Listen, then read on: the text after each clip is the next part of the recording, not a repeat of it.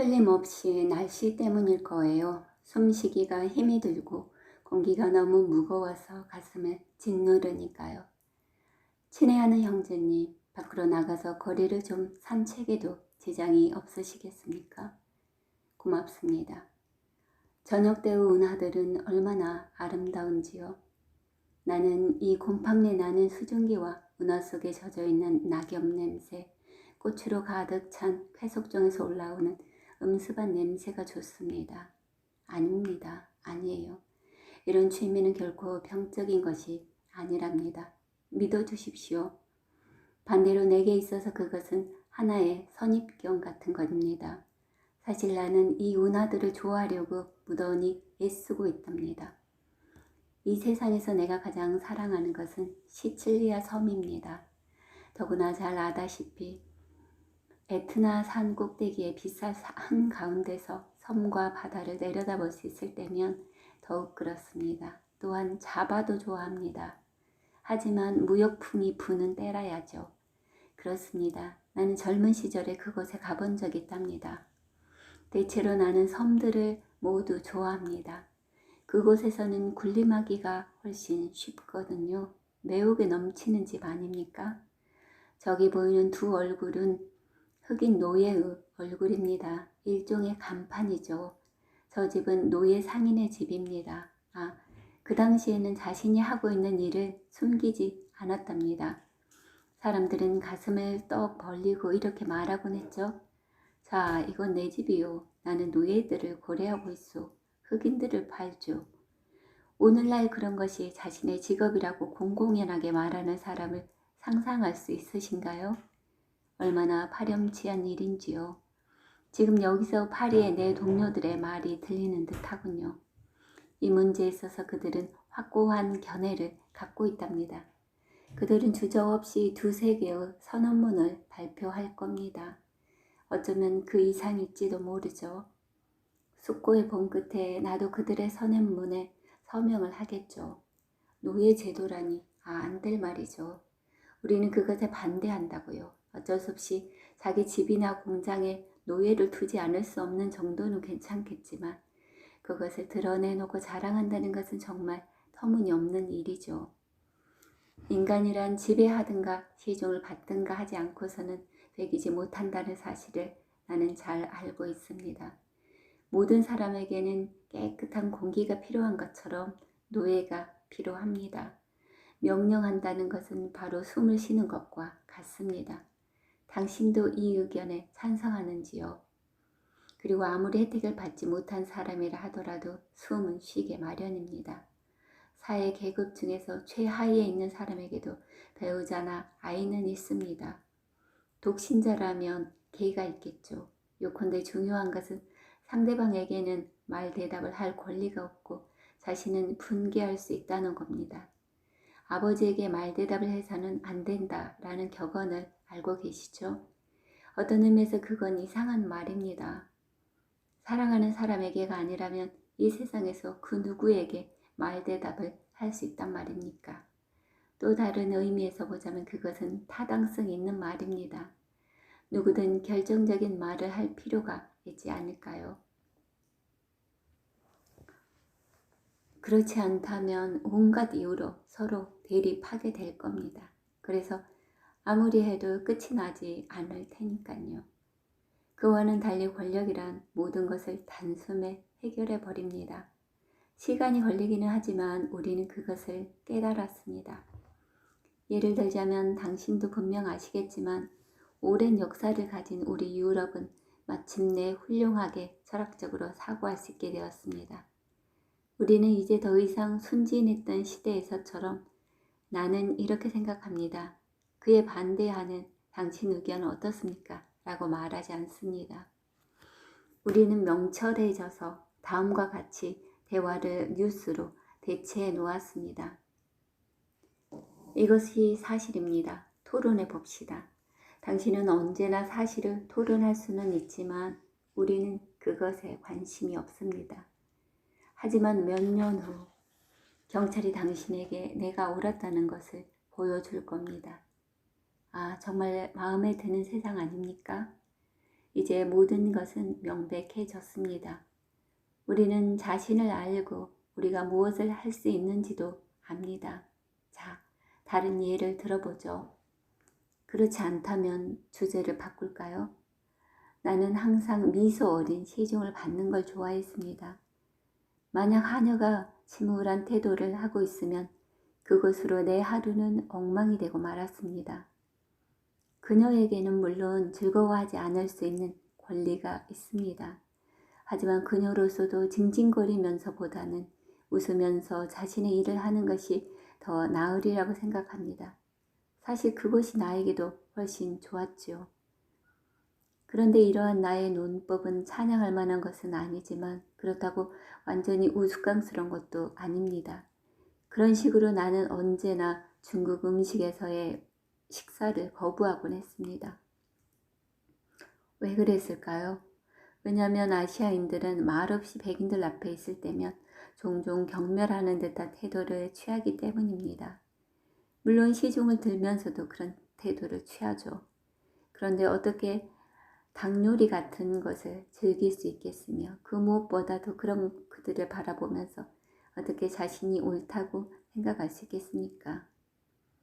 정말 우리끼리 하는 이야기입니다만 그러므로 되도록이면 반드시 미소를 띠고 시중을 들어야 하는 법이랍니다.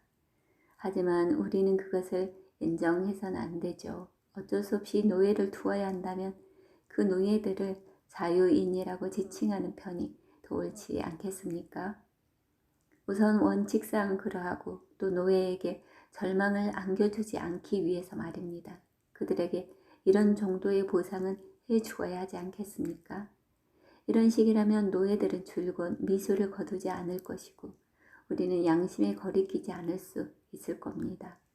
그렇지 않다면 우리는 우리 자신을 돌아보지 않을 수 없어서 고통으로 미쳐버리든가 혹은 조심성을 기울여 모든 것을 걱정하게 될 것입니다.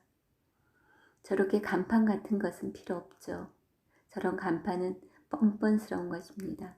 게다가 모든 사람들이 솔직한 고백을 한다면, 즉 자신의 진짜 직업이나 신분을 드러낸다면 사람들은 더 이상 어찌할 바를 모르고 될 겁니다. 다음과 같은 명함들을 상상해 보십시오. 비겁한 철학자 뒤폰이라든가 많은 땅을 가진 기독교인, 간통을 하고 있는 휴머니스트 등등을 말입니다. 사실 선택의 여지는 있습니다. 하지만 그렇게 되면 지옥이 될 겁니다. 그렇습니다. 지옥이란 그런 곳일 겁니다. 간판이 늘어선 거리와 설명할 방법을 찾을 수 없는 곳 말입니다. 사람들은 결정적으로 등급이 매겨지는 거죠. 예를 들어 친애하는 형제님, 당신의 간판은 어떤 것이 될는지 좀 생각해 보십시오. 잠자코 계시는군요. 자, 그럼 나중에 대답해 주십시오. 어쨌든 나는 내 간판이 어떠한 것이 됐는지 잘 알고 있습니다. 그것은 이중적인 얼굴이죠. 매혹적인 야노스의 얼굴, 그 위에는 속지 마시오라는 말이 가운처럼 씌어 있습니다. 내 명함에는 장 바티스트 클라망스 희극 배우라고 적혀 있습니다. 자, 내가 말한 바로 그날 저녁에서 얼마 지나지 않아 나는 뭔가를 발견하게 됐습니다.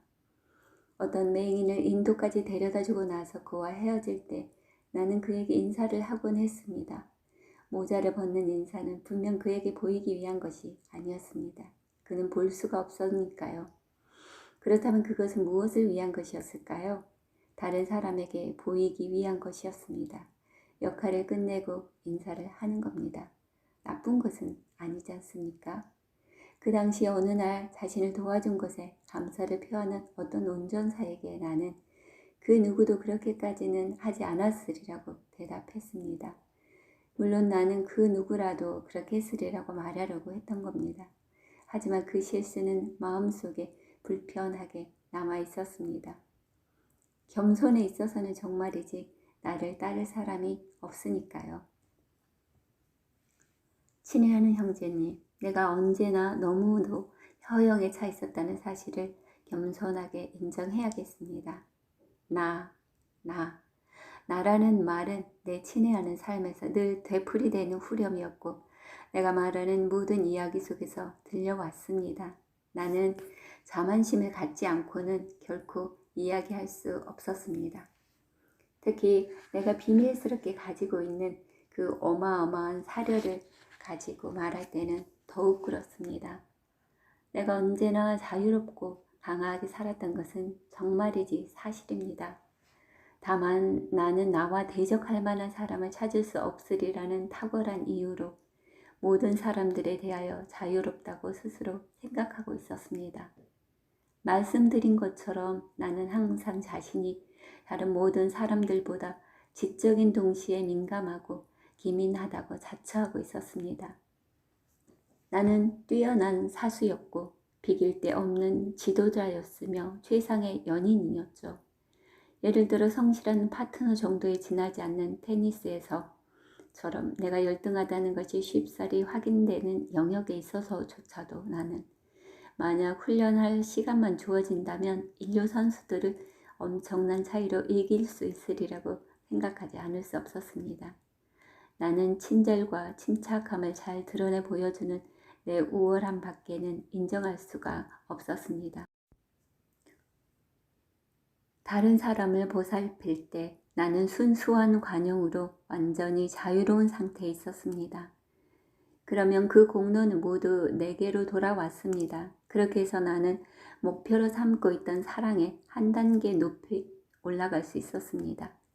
몇 가지 다른 사실들과 함께 이런 명백한 사실들을 나는 당신에게 말씀드린 그날 저녁 이후로 점차 알게 되었습니다. 물론 전부도 아니었고 그렇게 분명한 것도 아니었습니다. 우선은 기억을 떠올려야만 했습니다. 점차 나는 보다 분명하게 볼 수 있었고 알고 있던 것을 어느 정도 깨닫게 되었습니다. 그때까지 나는 언제나 깜짝 놀랄 만한 망각의 힘의 도움을 받아왔습니다. 나는 모든 것을 잊어버리곤 했습니다. 우선 내 결심부터 잊었죠. 사실 아무것도 중요하지 않았습니다. 전쟁이나 자살, 사랑, 빈곤 같은 것들에 대해 나는 상황이 내게 그것을 강요할 때는 물론 관심을 가졌었지만 그것은 예의상이었고 피상적인 태도에 지나지 않았습니다. 때때로 나는 극히 일상적인 내 삶과는 관계가 없는 소송에 열중하는 채 하기도 했습니다. 하지만 실제로는 나의 자유가 그것에 대치되는 경우가 아니라면 나는 그런 것에 가담하지 않았습니다. 어떻게 말해야 할까요? 스쳐 지나갔다고 할 수 있죠. 그렇습니다. 모든 것이 나의 곁을 스쳐버리곤 했습니다. 공정하게 말해봅시다. 나의 망각이 존경할 만한 것일 수도 있었죠. 온갖 무례를 용서하는 것이야말로 종교라고 생각하고 실제로 그 모든 무례함을 용서하지만 결코 그것을 잊지 않는 사람들이 있다는 것을 당신도 아시겠죠.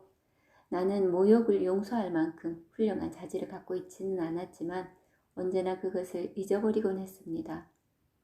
그래서 나에게 미움을 받고 있으리라고 스스로 생각하고 있던 어떤 사람이 내가 자신에게 활짝 웃으며 인사하는 것을 보고는 깜짝 놀라는 것이었습니다.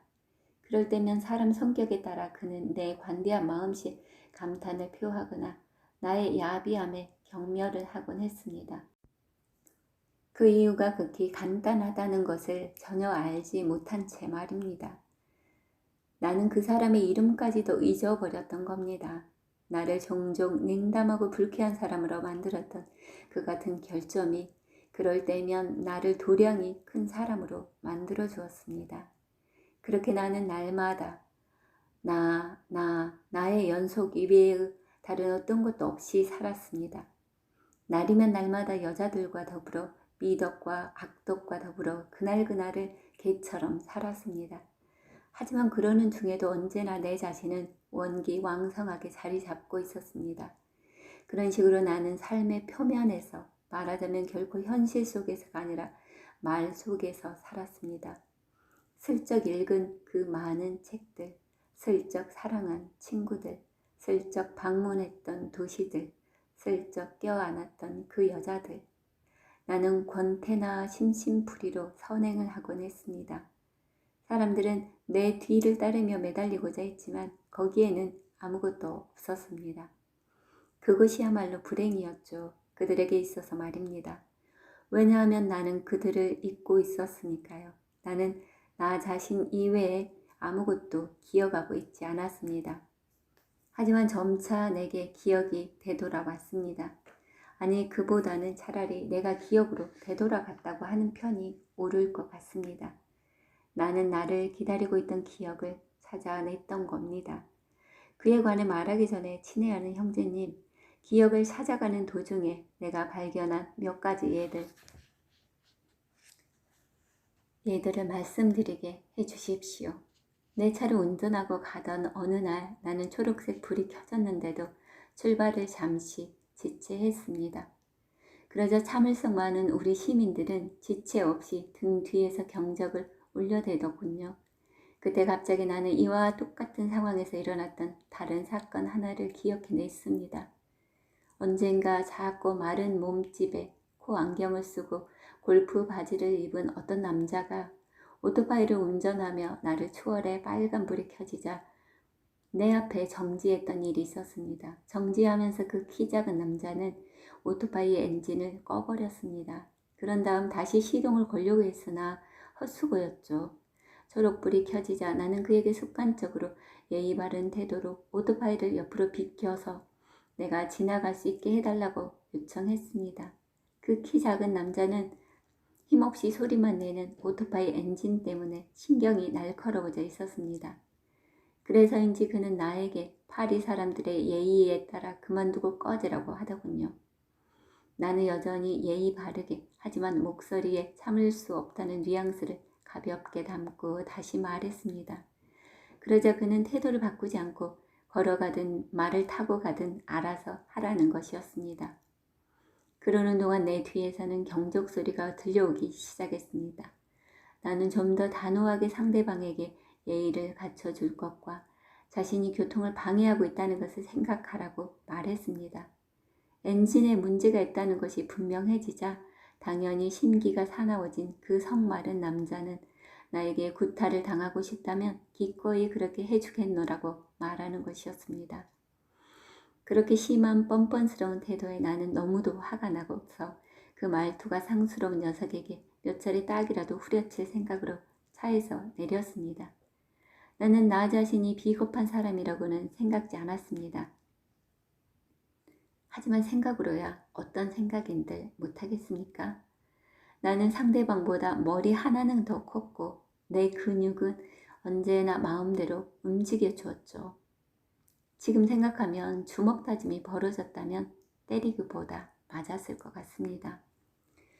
그런데 내가 차도에 내려서자마자 모여들기 시작한 군중 속에서 어떤 남자가 나오더군요. 그는 내게 달려들더니 나를 가리켜 인간 망종 중에서도 망종이라는 것이었습니다. 그리고 자신은 불리한 위치에 놓인 오토바이를 탄 사람을 때리는 것을 용서하지 않겠노라는 것이었습니다. 나는 그 근위병 같은 사람에게 얼굴을 돌렸지만 실제로 그를 볼 수조차 없었습니다.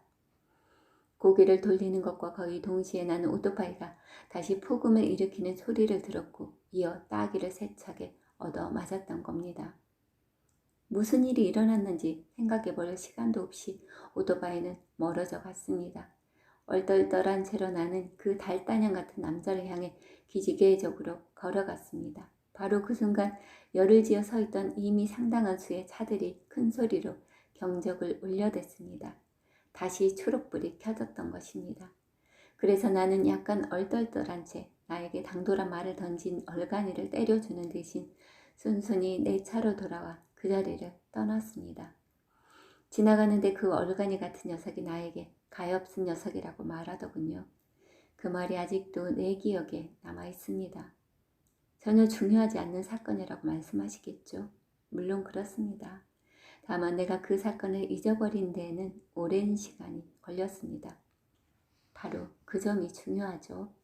그렇지만 내게는 변명할 말이 있었습니다. 구타를 당하고도 반격을 하지 못했지만 나에게 비겁하다고 비난할 수는 없을 겁니다. 깜짝 놀란 데다 양쪽에서 말을 걸어오는 바람에 나는 완전히 당황했었으니까요. 그리고 경적 소리가 나의 혼란을 가중시켰죠. 그렇지만 마치 명예를 손상당하기라도 한 것처럼 나는 그 사건 때문에 고통스러웠습니다. 군중들의 비웃는 듯한 시선을 받으며 아무런 대항도 못하고 차에 오르는 나 자신의 모습이 눈앞에 보이곤 했죠. 기억하건대 그때 내가 아주 근사한 푸른색 양복을 입고 있어서 군중은 더욱더 기분이 좋았을 겁니다. 어쨌든 내게는 가엾은 녀석이라는 말이 타당성이 있는 것처럼 들렸습니다. 요컨대 나는 여러 사람들 앞에서 기가 꺾였던 겁니다. 여러 가지 상황이 모여서 그런 결과가 된 것은 사실이지만 상황이란 언제나 있는 법 아니겠습니까? 나중에야 내가 어떻게 행동했어야 하는지를 분명하게 알 수 있었습니다. 나는 멋진 훅으로 그 달단양 같은 녀석을 때려 눕힌 다음 차에 올라 나를 후려쳤던 그 공정치 못한 녀석을 붙잡아 그의 오토바이를 인도 쪽으로 밀어붙이고 그놈을 끌어내서 연타를 먹여야 했던 겁니다. 그에게는 충분히 맞을 만한 이유가 있었죠. 약간 다르기는 했지만 나는 이 짧은 필름을 상상 속에서 100번쯤 돌려보았습니다. 하지만 이미 늦었죠. 며칠 동안 나는 고약한 원한의 감정을 삼켜야 했습니다. 저런, 다시 비가 내리기 시작하는군요. 이 포치 아래서 잠깐 비를 피하십시다. 좋습니다. 어디까지 이야기했던가요? 아, 그렇죠. 명예에 관한 것이었습니다. 그렇습니다. 그 사건을 다시 기억에 냈을 때 나는 그것이 의미하는 바를 깨달았습니다. 요컨대 나의 꿈은 사건의 시련을 견뎌내지 못했던 겁니다. 지금도 그 점은 명백합니다마는 나는 직업에 있어서와 마찬가지로 사적인 생활에 있어서도 존경을 받는 완벽한 사람이 되기를 꿈꿨던 것입니다. 말하자면 반은 세르당 같고 반은 드골을 닮고 싶었던 거죠. 간단히 말해서 나는 모든 것을 지배하고 싶었던 겁니다. 그런 이유에서 나는 점잔을 뺐고 지적인 재능보다는 육체적인 능란함을 드러내는 겉멋을 부려왔습니다. 하지만 아무런 대항도 하지 못한 채 사람들 앞에서 구타당하고 난 후부터 나는 나 자신에 대하여 더 이상 그렇게 좋은 이미지를 품을 수가 없었습니다. 만약 내가 그런 척했던 것처럼 진정으로 진리와 지성이 친구였다면 그것을 구경한 사람들은 이미 잊어버리고 만 그러한 사건이 나에게 무슨 영향을 끼칠 수 있었겠습니까? 그저 아무것도 아닌 일에 화를 낸 나 자신을 책망하고 또한 화가 났다 하더라도 그것 때문에 침착을 잃은 탓에 사건을 직시하지 못한 것에 대해 스스로를 비난하는 정도였을 겁니다. 하지만 그러는 대신 나는 복수를 하고 싶고 때려주고 싶고 이기고 싶은 욕망에 불탔습니다. 마치 나의 진정한 욕망은 이 세상에서 가장 지적이고 가장 관대한 존재가 되는 것에 있는 것이 아니라 때려주고 싶은 사람을 때려주어 가장 저급한 방법으로 마침내 가장 강인한 자가 되는 데 있기라도 한 것처럼 말입니다. 사실 당신도 잘 아시겠지만 지적인 사람들은 모두 갱이 되어서 폭력 하나로 사회를 지배하려는 꿈을 꾸는 법입니다. 하지만 그것이 그런 쪽을 전문으로 다룬 소설을 읽는 것처럼 쉬운 일이 아니기 때문에 사람들은 대개 정치의 투신에 가장 잔인한 정당에 참여합니다. 만약 모든 사람들을 지배할 수 있는 위치에 이르기만 된다면 자신의 영혼을 욕되게 하는 것이 뭐 그렇게 중요하겠습니까? 나는 내 안에서 압제에 대한 그런 감미로운 꿈을 찾아냈던 겁니다. 나는 죄인들이나 피고들의 잘못이 내게 그 어떤 손해도 야기하지 않는 반드시 그런 범위 내에서만 내가 그들 피고의 편이었던 사실을 깨달았습니다. 나는 그 죄의 피해자가 아니었기 때문에 그들의 죄상을 유창하게 변론할 수 있었던 겁니다. 내가 위협받는 위치에 놓이게 되자 나는 심판자가 되었을 뿐 아니라 그보다 더한 존재, 즉 모든 법을 떠나 그 사소한 죄를 범한 사람을 내려눕혀 무릎을 꿇리고자 하는 성마른 지배자가 되었던 겁니다. 그런 일이 있은 다음 친애하는 형제님, 나로서는 그런 나 자신이 과부와 고아에 선택된 옹호자이며 정의로운 천직을 담당한 사람이라고 진심으로 생각하기가 무척 힘들었습니다. 비가 더욱 거세지고 있고 시간 여유도 있으니 당신에게 그 얼마 되지 않아서 내가 기억 속에서 찾아낸 새로운 발견을 고백해도 되겠습니까? 비를 피해 저 벤치 위에 앉읍시다. 수세기 동안 사람들은 여기서 파이프 담배를 피우며 똑같은 운하 위로 떨어지는 똑같은 비를 응시합니다. 내가 당신에게 말하고자 하는 것은 좀 더 어려운 이야기입니다. 이번에는 여자에 관한 거랍니다. 나는 먼저 언제나 별다른 노력을 기울이지 않고 여자 문제에 있어서 성공을 거두었다는 것을 알아두셔야 할 겁니다. 그렇다고 해서 내가 여자들을 행복하게 만드는 데 성공했다든가 여자들 때문에 나 자신이 행복해졌다는 뜻은 아닙니다. 아니지요. 극히 단순하게 성공한 것뿐입니다. 나는 내가 원할 때면 거의 언제나 목적을 달성할 수 있었던 겁니다. 사람들은 내가 매력적이라고 생각하고 있었습니다. 상상해 보십시오. 당신은 매력이라는 것이 어떤 것인지 알고 계실 겁니다. 그것은 분명한 질문은 전혀 던지지 않았음에도 네라는 대답이 나오게 하는 방법 같은 거죠. 그 당시 제가 그러했습니다. 놀라셨습니까? 아니, 부정하지 마십시오. 지금의 내 얼굴을 보면 그건 너무나 당연한 반응입니다. 서글픈 일이죠. 어떤 나이가 지나면 인간이란 모두 자신의 얼굴에 책임을 져야 하는 법입니다. 내 얼굴은. 하지만 그게 무슨 상관이겠습니까? 실제로 사람들은 나를 매력적이라고 생각했었고 나는 그것을 이용하곤 했습니다. 그렇지만 거기에 어떤 계산이 있었던 것은 아닙니다. 나는 성실했었습니다. 아니, 거의 그렇다고 할 수 있죠. 나와 여자들과의 관계는 자연스러웠고 편안했고 소위 쉽사리 이루어졌다고 할 수 있습니다. 거기에 별다른 술책이 개입되어 있지는 않았습니다. 아니, 다만 여자들이 경의로 간주하는 과시하기 위한 술책만이 있었을 따름입니다. 관용적인 표현에 따르자면 나는 여자를 좋아했습니다. 그 말은 나는 결코 그 어떤 여자도 사랑하지 않았다는 말도 되죠. 나는 언제나 여자를 싫어하는 것이야말로 야비하고 어리석은 일이라고 생각했고 내가 아는 거의 모든 여자들에 대해 그들이 나보다 훌륭한 사람들이라는 평가를 내렸습니다. 그렇지만 그토록 높게 그들을 평가하면서도 나는 그들을 섬기는 대신 종종 그들을 이용했습니다. 어떻게 그렇게 손해보지 않는 장사를 할 수 있었을까요? 물론 진정한 사랑이란 한 세기에 두세 번 있을까 말까 한 예외적인 것입니다. 그 외에는 허영이나 권태가 있을 뿐입니다. 나로 말하자면 어쨌든 포르투갈의 수녀는 아니었습니다. 나는 메마른 마음의 소유자이기는커녕 그 반대로 애정과 더불어 쉽게 눈물을 흘릴 수 있는 가슴을 지니고 있었습니다. 다만 나의 정열은 언제나 나 자신을 향한 것이었고 나의 애정은 내게 대한 것이었을 뿐입니다. 어쨌든 내가 단 한 번도 사랑에 빠지지 않았다면 거짓말이 될 것입니다. 살아오면서 나는 적어도 어떤 커다란 사랑에 빠졌다고 할 수 있습니다. 그런데 그 대상은 줄곧 나 자신이었던 겁니다. 그런 관점에서 보자면 아주 짧은 시절 도저히 어찌할 수 없는 갈등을 겪고 난 다음 나는 이내에 정착할 수 있었습니다. 다시 말해서 관능의 말입니다. 오직 관능만이 나의 애정생활을 지배했습니다. 난 오직 쾌락과 정복의 대상만을 추구했습니다. 내 체질 또한 그것에 맞았습니다. 자연은 나에게 관대했으니까요.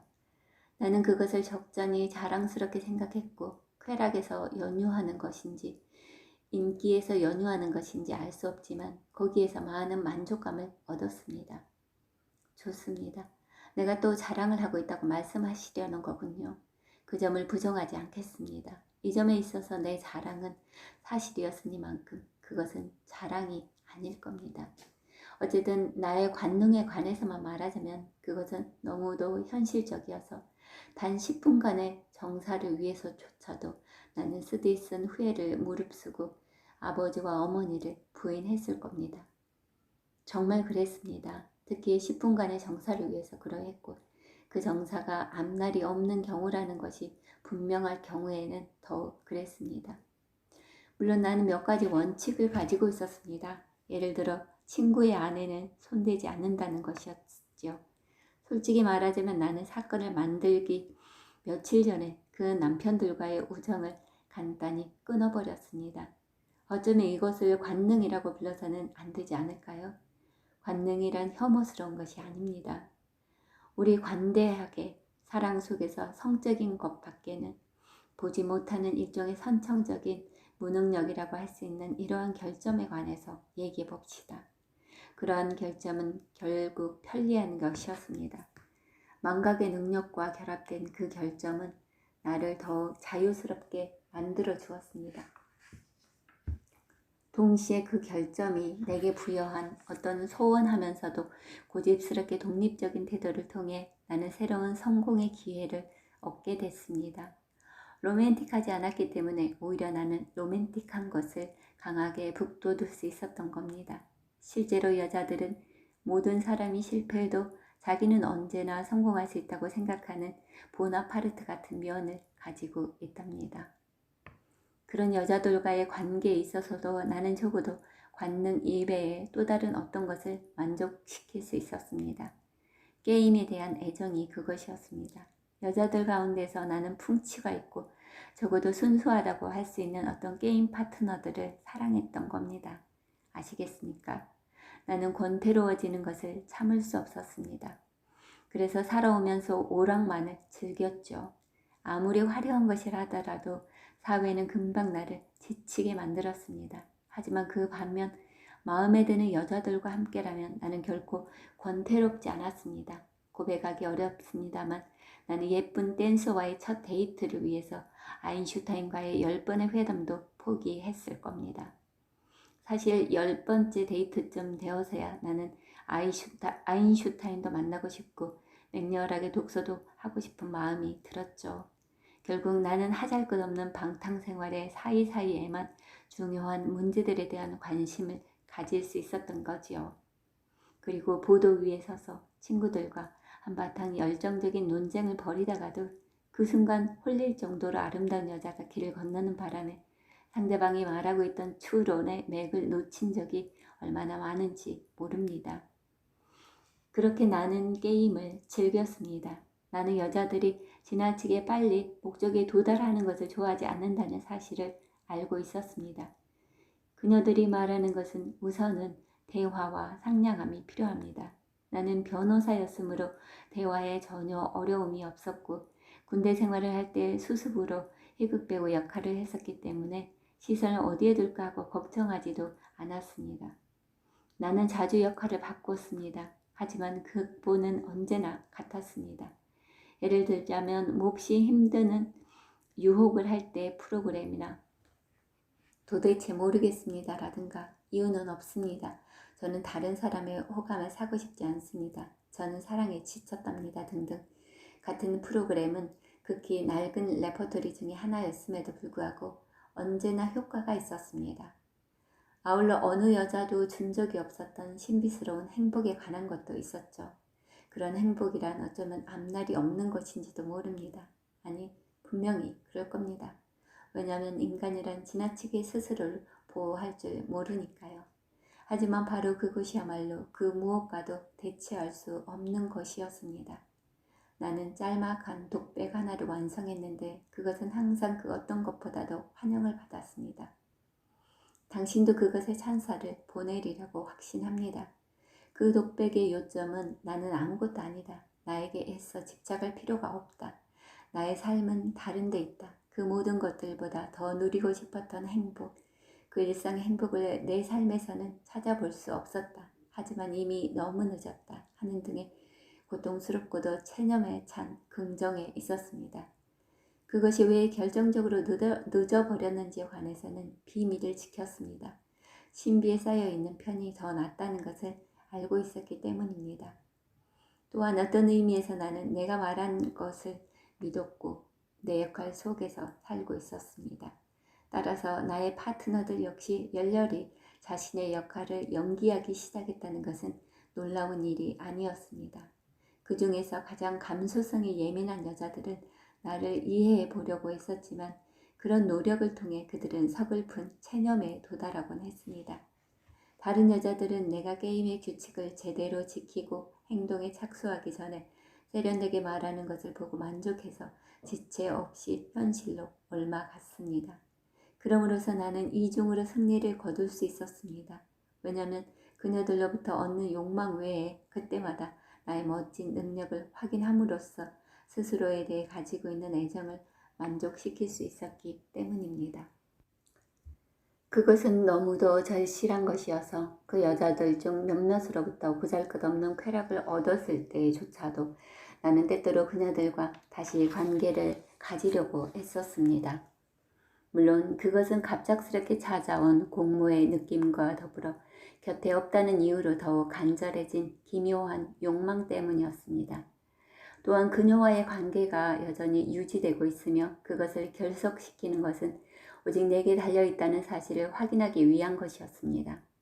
때때로 나는 이 점에 관한 나의 불안을 완전히 가라앉히기 위해 그 여자들에게 다른 남자와 관계를 갖지 않겠노라는 맹세를 시키기도 했습니다.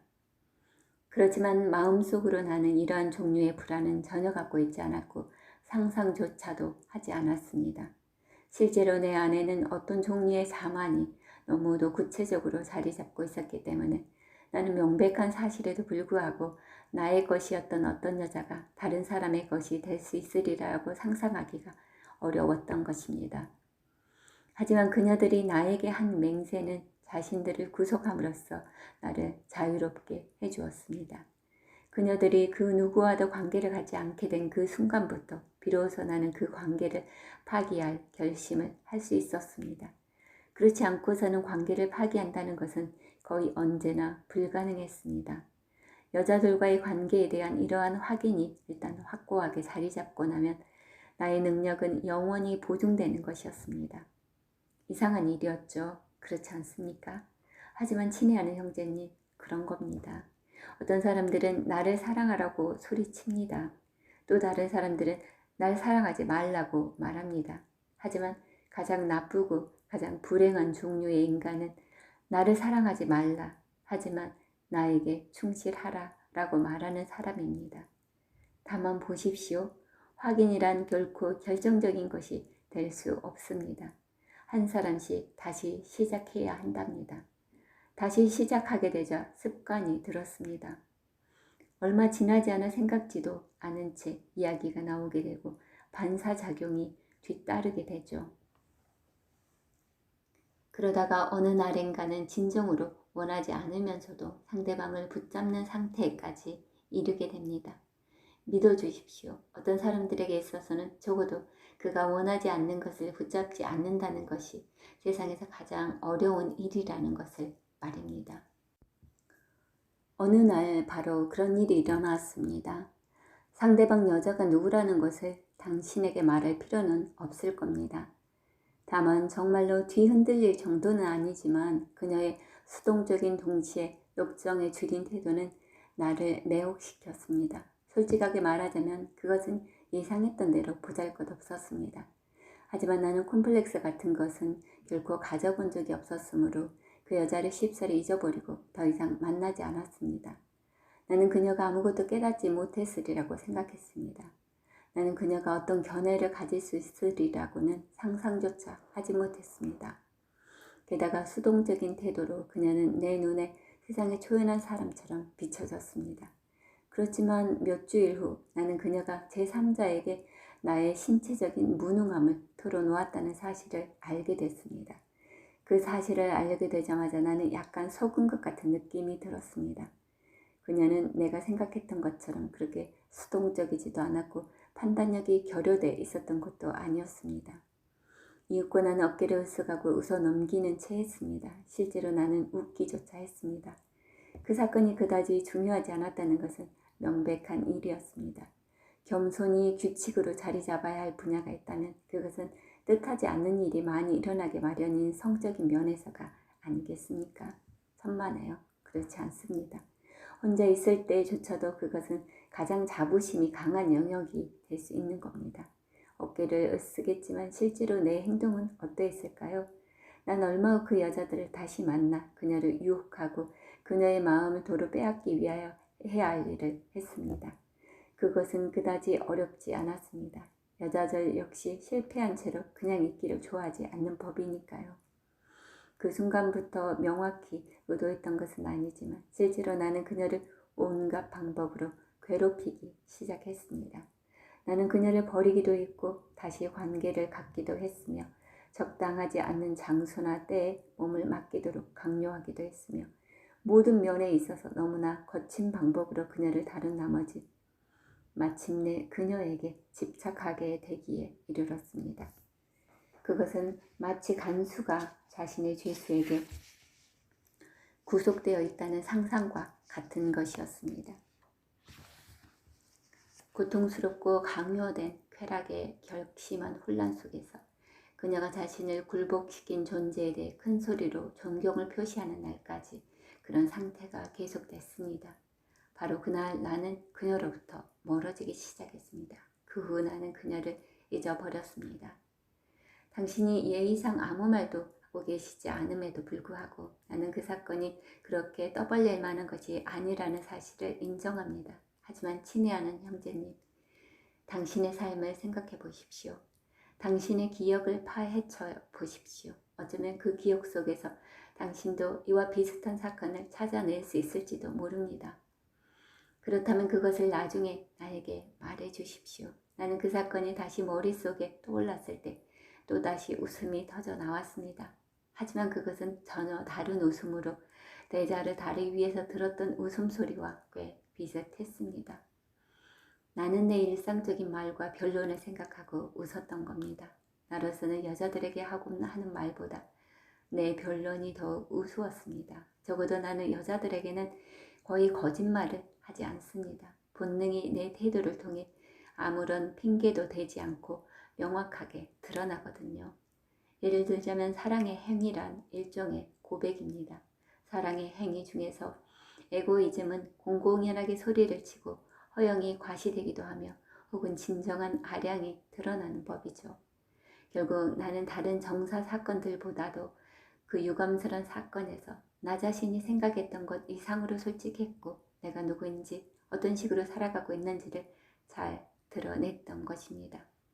그래서 표면적이긴 했지만 나는 결백과 정의에 관한 내 훌륭한 직업적인 비상에 있어서보다는 사적인 생활에서 특히 내가 앞서 말씀드린 것과 같은 행동을 할 때 당당해질 수 있었습니다. 적어도 여자들을 상대하면서 내 본질에 대해 스스로를 속일 수는 없었으니까요. 그 누구라도 자신의 쾌락 속에서는 위선자가 될 수 없다는 것, 이 말은 어딘가에서 읽은 것일까요? 아니면 내가 생각해낸 것일까요? 친애하는 형제님. 그렇게 어떤 여자와 결정적으로 헤어지고자 할 때의 어려움, 수많은 관계를 동시에 진행하면서 느껴지는 어려움에 닥칠 때 나는 내 마음이 나약하다는 것을 탓하지는 않습니다. 여자친구 중에 하나가 그녀와 나의 정열의 오스테르리츠를 기다리다 지쳐서 나와 절교하겠다고 했을 때 나를 움직이는 것은 그런 마음속의 애정이 아니었습니다. 그럴 때면 나는 곧 한 걸음 앞으로 나아가 그녀에게 양보하고 그럴듯한 말을 하게 되곤 했습니다. 나는 애정이나 부드럽고 유순한 마음 같은 것들을 여자들에게만 일깨워 놓고 정작 나 자신은 표면적으로만 느낄 뿐이었습니다. 다만 여자들이 거부할 때면 약간 흥분되기도 하고 애정을 잃게 될지도 모른다는 것 때문에 그만큼 경각심을 가졌던 것 뿐입니다. 때때로 정말로 고통스럽게 느껴지는 적도 있었던 적이 사실입니다. 그렇지만 배반한 여자가 정말 떠나버리고 나면 나는 아무런 어려움 없이 간단히 그녀를 잊을 수 있었습니다. 마치 그녀가 반대로 내게로 돌아오기로 결심했을 때 그녀가 내 곁에 있다는 사실을 잊은 것처럼 말입니다. 아닙니다. 내가 버림받을 위험에 처해 있을 때 나를 일깨우곤 하던 것은 사랑이나 관용이 아니었습니다. 다만 그것은 사랑받고 싶은 욕망, 내가 생각하기에 마땅히 받을 만한 것을 받고 싶은 욕망뿐이었을 뿐입니다. 일단 사랑을 받게 되자마자 그리고 내 파트너를 다시 잊어버리게 되자마자 나는 다시 빚을 바라고 최상의 상태가 돼서 호감을 줄 수 있었습니다. 그런데 그러한 애정을 다시 획득하게 되자 이내 그것이 부담스럽게 느껴졌었다는 것을 알아주십시오. 짜증이 날 때면 나는 이상적인 해결책이란 내가 관심을 갖고 있는 사람이 죽는 것이라고 생각하곤 했습니다. 그 죽음은 한편으로는 우리들의 관계를 결정적으로 확고하게 만들어주고 다른 한편으로는 우리들의 관계에서 구석을 없애줄 것입니다. 하지만 모든 사람이 다 죽기를 바랄 수는 없고 극단적으로 말하자면 상상조차 할 수 없는 그러한 자유를 누리기 위해서 이 지구상의 모든 인간을 멸종시킬 수는 없죠. 나의 감수성은 그것의 반기를 들었습니다. 그리고 사람들에 대한 나의 애정도 한몫했습니다. 모든 것이 무리 없이 진행되고 내가 평화와 더불어 오고 갈 수 있는 자유를 누리게 됐을 때 그러한 정사 행위 속에서 내가 마침내 도달한 유일한 심오한 감정은 감사였습니다. 어떤 여자의 침대 속에서 방금 빠져나왔을 때면 나는 다른 여자들에게 너무나 친절하고 너무도 상냥할 수 있었습니다. 그것은 마치 그 여자들 중 하나에게 진 빚을 다른 모든 여자들에게 나누어 갚는 것과도 같은 것이었습니다. 게다가 내 감정이 표면상으로 혼란스러웠다 하더라도 내가 얻는 결과는 명백한 것이었습니다. 나는 원할 때 이용하기 위해 내 주위의 모든 애정관계를 유지하고 있었습니다. 고백하건대 나는 이 지구상에서 수많은 사람들이 나만 쳐다본다는 조건 하에서만 살아갈 수 있었습니다.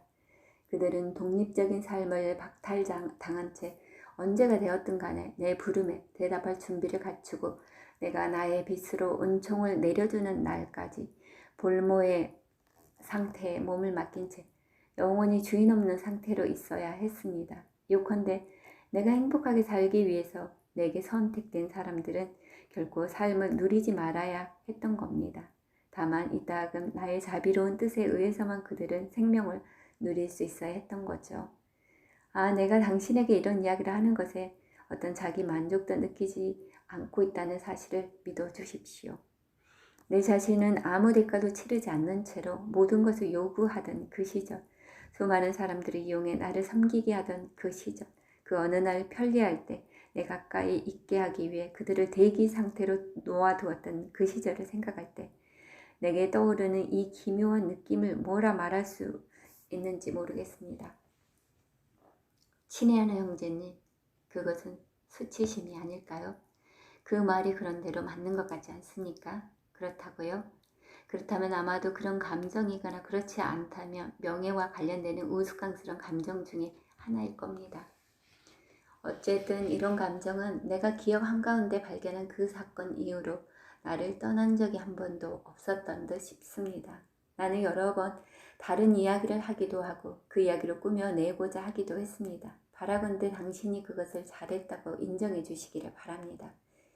그러나 그럼에도 불구하고 이제 더 이상은 이 이야기를 미룰 수가 없겠군요. 이런 비가 멎었군요. 부디 집까지 저를 바래다 주십시오. 이상하게 피곤하군요. 그것은 이야기를 했기 때문이 아니라 계속해서 이야기를 해야 한다는 생각 하나 때문입니다. 계속합시다.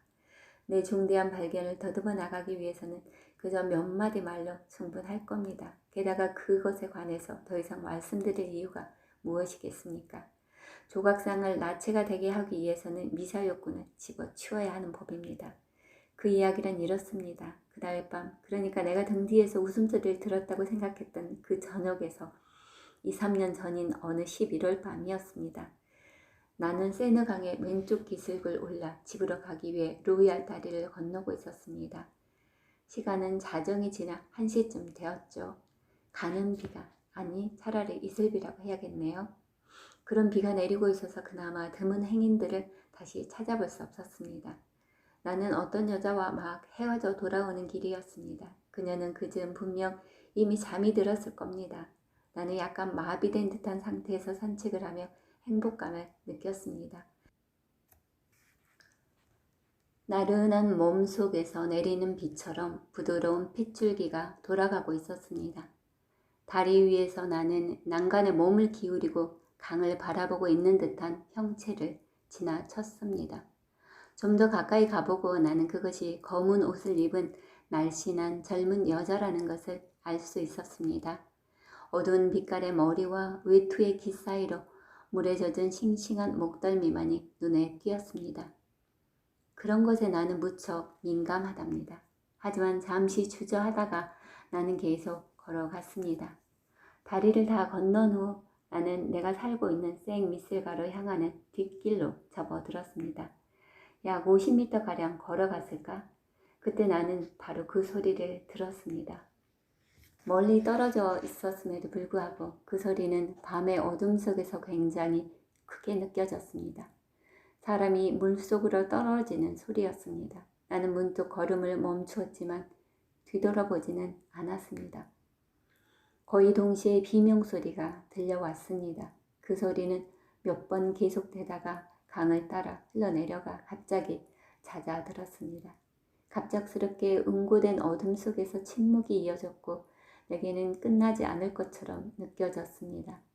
나는 뛰어가려고 했지만 몸을 움직일 수가 없었습니다. 추위와 갑작스러운 충격으로 떨고 있었던 것 같습니다. 서둘러야겠다고 생각했지만 내 몸을 휩싸는 저항할 수 없는 무력감을 느꼈습니다. 그때 내가 어떤 생각을 했었는지 잊어버렸습니다. 너무 늦었어. 너무 늦었어. 같은 것이거나 그와 비슷한 것이었겠죠. 나는 여전히 그 자리에 꼼짝 않고 서서 귀를 기울이고 있었습니다.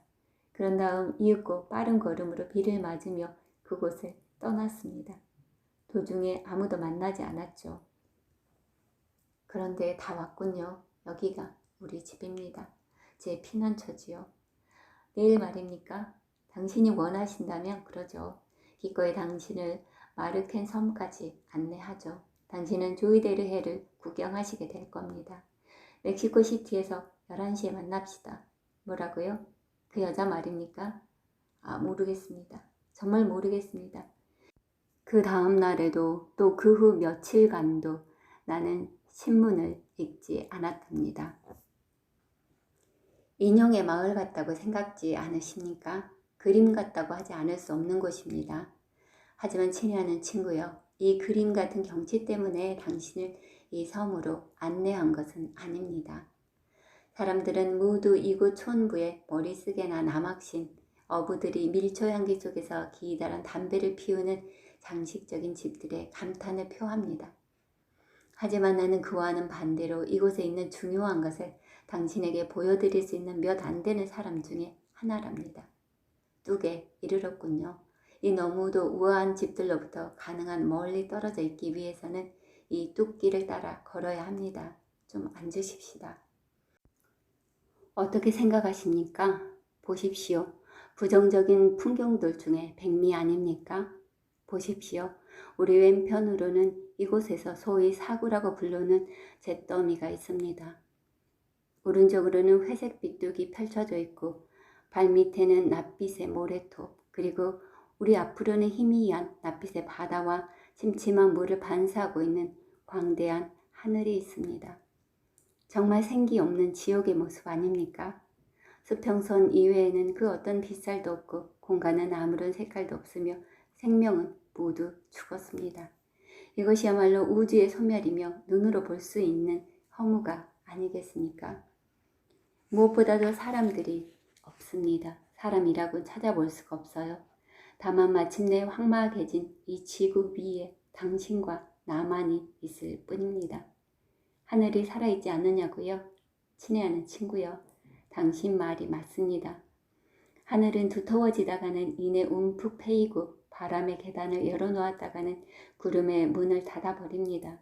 저건 비둘기들입니다. 네덜란드의 하늘은 수많은 비둘기들로 가득 차 있다는 것을 주목해 본 적이 있으신지요? 비둘기들은 보이지 않을 정도로 높이 떠 있고 날개를 푸드득이며 똑같은 동작으로 오르내리면서 바람에 따라 이리저리 움직이는 희끄무레한 빛깔과 무성한 깃털의 흐름으로 하늘의 공간을 채웁니다. 비둘기들은 저 위에서 기다리죠. 1년 내내 기다립니다. 그것들은 땅 위를 선회하고 살피면서 내려앉고 싶어 합니다. 하지만 바다와 운하 그리고 간판으로 뒤덮인 지붕 밖에는 아무것도 없죠. 내려앉을 만한 꼭대기라고는 한 군데도 없는 겁니다. 내 말이 무슨 뜻인지 이해할 수 없다고요? 고백하건대 저는 피곤합니다.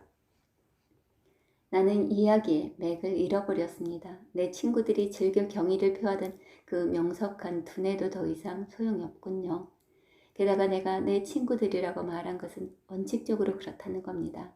내게는 더 이상 친구라고는 없습니다. 다만 공범들만이 있을 뿐이죠. 대신 그들의 수요가 늘어나 인류 전체가 되었습니다. 그리고 인류 중에서 당신이 으뜸입니다. 항상 그곳에 있는 사람이 으뜸이 되는 법이죠. 어떻게 내가 친구가 없다는 것을 아느냐고요? 그거 무척 간단합니다. 나는 짓궂은 장난으로 어떤 의미에서는 그들을 벌주기 위해 자살을 하려고 생각했던 어느 날 그들을 알게 됐습니다. 하지만 누구를 벌준단 말입니까? 몇몇 친구들은 놀랄 겁니다. 하지만 아무도 벌을 받는다는 느낌을 받지는 않을 겁니다. 나는 내게 친구가 없었다는 사실을 깨달았습니다. 게다가 내게 친구가 있었다 해도 나는 그 이상으로 일을 진행시키지는 않았을 겁니다. 만약 내가 자살을 하고 그런 다음 그들의 얼굴을 볼 수 있다면 그렇다면 하죠. 그 게임은 해볼 만한 가치가 있는 겁니다. 하지만 친애하는 친구요. 땅은 컴컴하고 관의 나무는 두껍고 시체를 덮는 천은 불투명하지 않습니까? 영혼의 눈, 그렇습니다. 물론 그런 게 있죠. 만약 영혼이 있고 그 영혼이 눈을 가지고 있다면 말입니다. 하지만 보십시오. 그것을 확신할 수는 없습니다. 결코 확실하지가 않죠. 그렇지 않다면 하나의 출구가 있을 수 있고 마침내 사람들은 그것을 진지하게 받아들일 수 있을 겁니다. 그들은 오직 죽음을 통해서만 당신의 이성이나 성실성, 당신이 기울인 수고의 중요성 등을 인정할 수 있을 뿐입니다. 살아있는 한 당신의 입장은 회의적입니다. 당신은 그들에게 회의적인 태도만을 이끌어낼 수 있을 뿐입니다. 그러므로 그 장면을 즐길 수 있다는 확신 하나만 있다면 믿으려고 하지 않는다는 것을 증명하여 그들을 놀라게 할 만하죠. 하지만 당신은 죽을 것이므로 그들이 당신을 중요하게 생각하든 않든 간에 더 이상 그곳에 없어서 그들이 느끼는 놀라움이나 곧 사라져버릴 후회 같은 것을 맞아들일 수가 없는 겁니다. 모든 이들의 궁극적인 꿈인 자기 자신의 장례식에 참석할 수 없는 거죠. 의심스러운 것을 확실하게 하기 위해서는 존재하기를 그만두어야 합니다. 아주 조용히 말입니다. 그런데 그 편이 더 낫지 않겠습니까? 그런 일이 일어난다면 우리는 그들의 무심한 태도에 너무도 고통을 당하게 될 테니 말입니다. 그 값을 치르시게 될 거예요. 라고 어떤 소녀가 몸치장이 뛰어난 연인과의 결혼을 허락하지 않는 아버지에게 말했습니다. 그런 다음 자살을 했죠. 하지만 그 아버지는 전혀 대가를 치르지 않았습니다. 그는 던질 낚시 광이었습니다. 3주일 후 그는 강가로 되돌아갔습니다. 잊기 위해서라고 말하곤 했죠. 그 계산은 적중했습니다. 그는 깡그리 잊었던 겁니다. 사실 말하자면 오히려 그 반대의 경우도 놀라운 건지 모릅니다. 사람들은 자기 아내를 벌하기 위해서 자살한다고 생각하지만 사실은 그녀에게 자유를 주는 겁니다. 그런 것은 보지 않는 편이 낫습니다. 사람들이 당신의 행동에 부여하는 이유를 들을 위험 같은 것은 말할 것도 없죠. 나에 대하여 하는 소리를 나는 이미 들을 수 있습니다. 그는 더 이상 견딜 수 없기 때문에 자살한 거지. 친애하는 친구요. 사람들은 상상력이 빈곤하답니다. 그들은 항상 인간이 한 가지 이유 때문에 자살한다고 생각하죠. 하지만 인간은 당연히 두 가지 이유 때문에도 자살할 수 있는 겁니다. 안 되죠. 그런 생각은 그들의 머릿속에 떠오르지 않습니다. 따라서 기꺼이 죽는다는 것, 사람들이 자기에 대하여 부여하고자 하는 그 관념에 스스로를 희생한다는 것이 무슨 소용이 있겠습니까? 당신이 죽으면 그들은 그것을 이용해 당신의 행동에 어리석고 속된 동기를 부여할 겁니다. 친애하는 친구여, 순교자들이란 잊혀지든가 야유를 당하든가 이용당하든가 하는 것 중에서 선택해야 합니다. 이해되는 일이란 결코 없죠. 그리고 이어 단도직입적으로 말씀드리자면 나는 삶을 사랑합니다. 이것이야말로 나의 진정한 약점입니다. 나는 너무도 삶을 사랑한 나머지 삶이 아닌 것은 상상조차 할 수 없습니다. 이러한 탐욕에 가까운 열정은 평민 계급에서 찾아볼 수 있는 그 무엇과 비슷하다고 생각되지 않으십니까? 귀족 계급은 자기 자신이나 혹은 자신의 삶에 관하여 어느 정도의 거리를 갖지 않고서는 그것을 상상할 수가 없습니다. 사람들은 필요하다면 죽음을 무릅쓰고 굽히기보다는 부러지죠. 하지만 나는 굽힙니다. 왜냐하면 줄곧 나 자신을 사랑하고 있기 때문입니다. 자, 당신에게 이야기한 그 모든 일이 있은 다음 내가 어떤 상태에 처했으리라고 생각하십니까? 나 자신에 대한 혐오일까요? 그렇다면 내가 혐오했던 것은 특히 다른 사람들입니다. 물론 나는 나의 잘못을 알고 있고 그것을 유감스럽게 생각하고 있었습니다. 그렇지만 나는 가상하다고 할 수 있을 정도의 끈덕짐으로 끊임없이 그것을 잊고자 노력했습니다. 그러자 반대로 다른 사람들에 대한 비난이 끊임없이 내 마음속에서 일었습니다. 물론 그것이 당신의 마음을 상하게 하겠죠. 혹시 당신은 그것이 논리적이지 않다고 생각하는 것 아닙니까? 하지만 문제는 언제나 논리적일 필요는 없다는 겁니다. 요컨대 꿰뚫고 지나가는 겁니다. 그리고 특히 그렇군요. 특히 문제는 심판을 피하는 겁니다. 나는 벌을 피하는 것이라고 말하진 않았습니다. 왜냐하면 심판 없는 벌이란 견딜만 하거든요. 게다가 벌은 우리의 무죄를 보증해주는 하나의 이름을 가지고 있습니다. 불행이 바로 그것이죠. 아닙니다.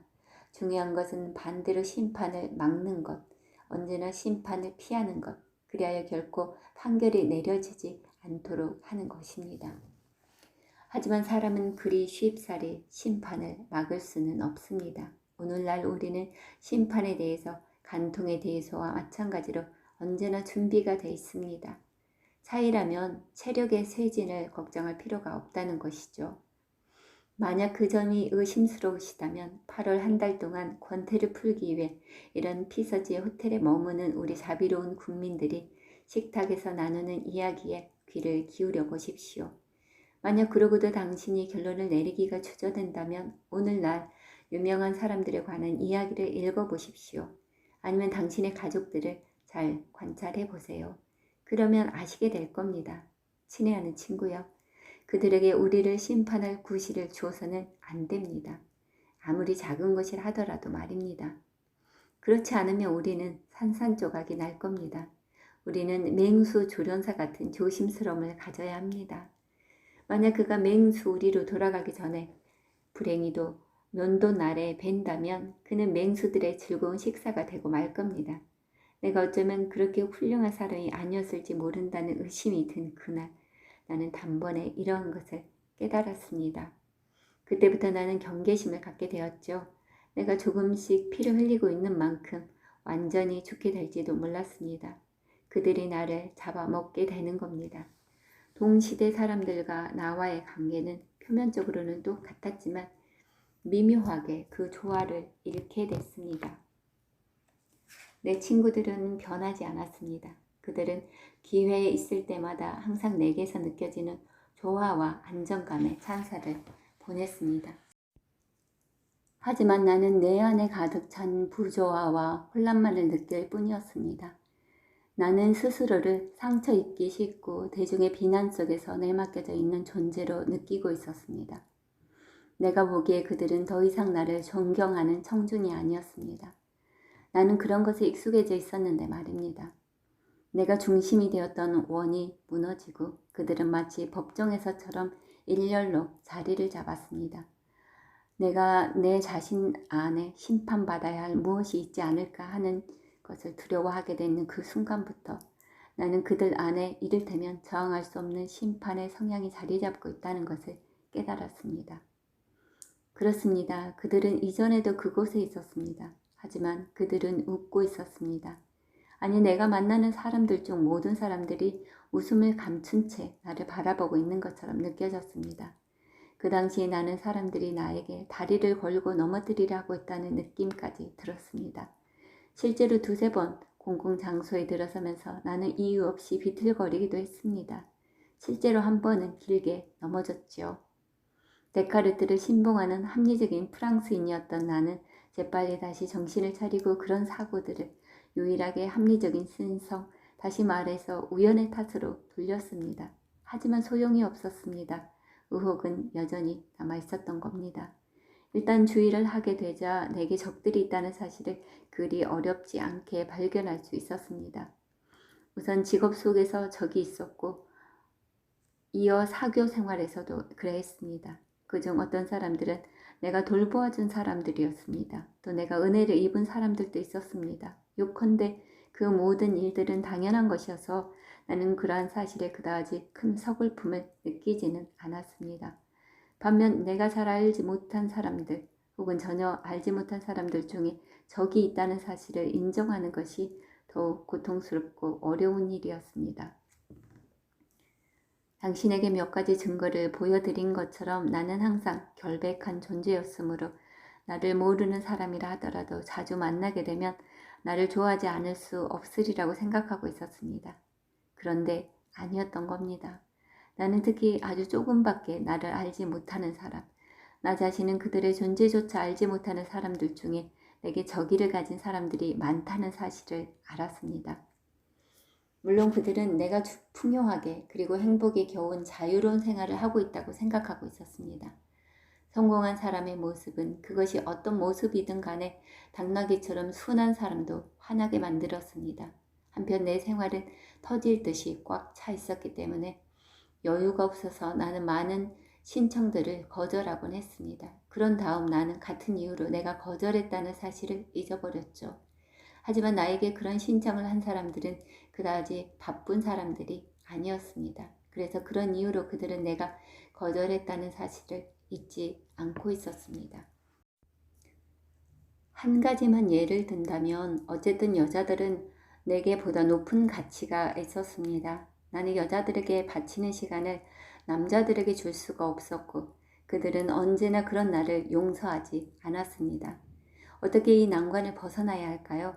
만약에 당신이 자신의 행복이나 성공을 사람들과 기꺼이 나눠 갖지 않는다면 사람들은 그 점에 대해 당신을 용서하지 않는답니다. 하지만 행복해지려면 다른 사람들에게 지나치게 개입해서는 안 됩니다. 그때부터 출구가 막히는 법입니다.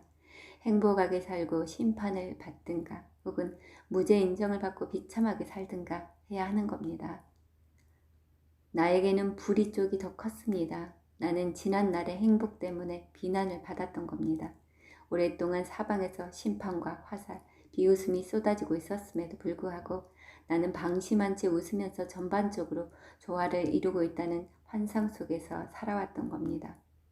내가 위험을 느낀 그날부터 나는 예지를 되찾았고 그와 동시에 많은 상처를 받아 한순간에 모든 힘을 잃어버리고 말았습니다. 그러자 전 우주가 내 주위에서 웃기 시작하는 것이었습니다. 이것이야말로 그 어떤 사람도 견딜 수 없는 일이었습니다. 그것에 대처할 수 있는 유일한 방법은 악의를 가지고 사람을 대하는 것이었습니다. 그러니까 사람들의 심판을 받지 않기 위해서 서둘러 남을 심판합니다. 어쩌겠습니까? 인간에게 있어서 가장 자연스러운 생각, 마치 깊숙한 본질인 듯 자연스럽게 솟아나는 생각은 바로 자신은 결백하다는 생각입니다.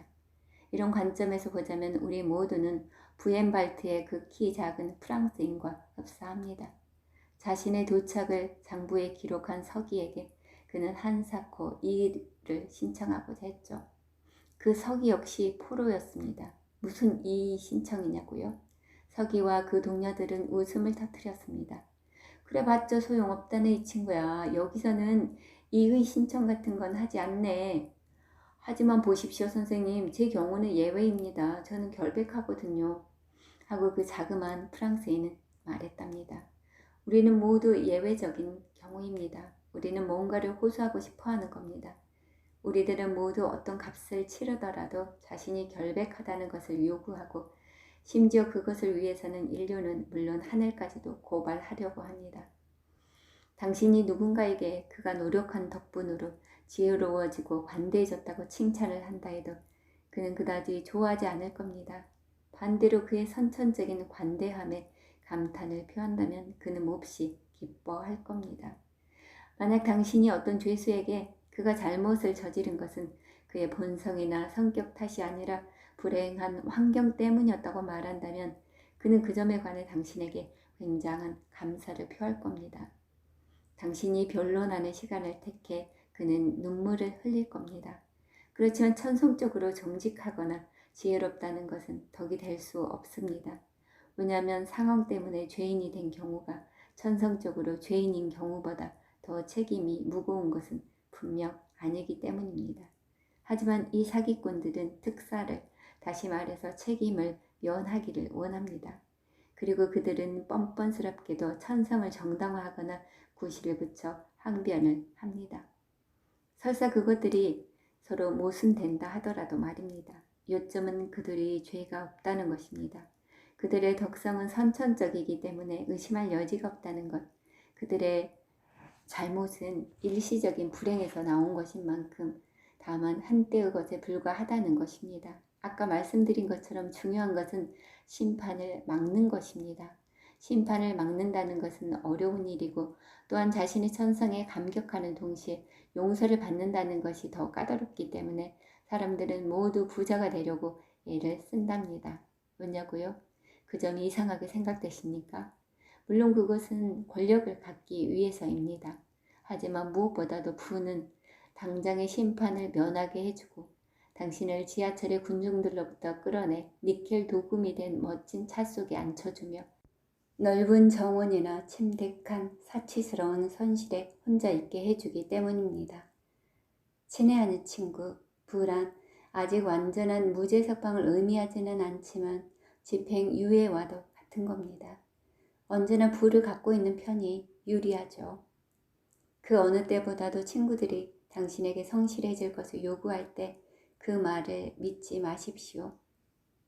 그들은 다만 당신이 성실하겠다는 약속을 통해 보통 때 이상의 확신을 보여주면서 자신들에 대해 갖고 있는 그럴듯한 생각 속에서 자신들과의 관계를 유지해 주기를 바랄 뿐입니다. 어떻게 성실이 우정의 조건이 될 수 있겠습니까? 진실에 대한 굴성은 그 어떤 대가를 치르더라도 그 무엇과도 나눌 수 없고 그 무엇에도 저항할 수 없는 열정입니다. 그것은 괴상한 취미입니다. 때로는 안락이 될 수도 있고 에고이즘이기도 하죠. 그러므로 만약 당신이 그런 경우에 처한다면 주저하지 마십시오. 진실하겠다고 약속을 한 다음 가능한 한 많이 거짓말을 하시면 됩니다. 그러면 당신은 그들의 깊숙한 욕망에 응답을 할 수 있고 당신의 애정을 그들에게 이중적으로 증명해 보이실 수 있을 겁니다. 사실 우리가 자신보다 나은 사람들에게 스스로를 털어놓는 일은 거의 없습니다. 우리는 그들과의 교제조차 피합니다. 반대로 대개의 경우 우리는 비슷한 사람, 우리들의 약점을 공유하고 있는 사람에게 자신을 털어놓습니다. 그러므로 우리는 잘못을 고치거나 그것을 개선하고 싶어 하지 않는다고 할 수 있습니다. 그러기 위해서는 우선 우리가 의무를 이행하지 않았다는 판결을 받아야 할 겁니다. 우리는 다만 동정을 받고 우리가 해오던 일을 격려해 주기만을 원합니다.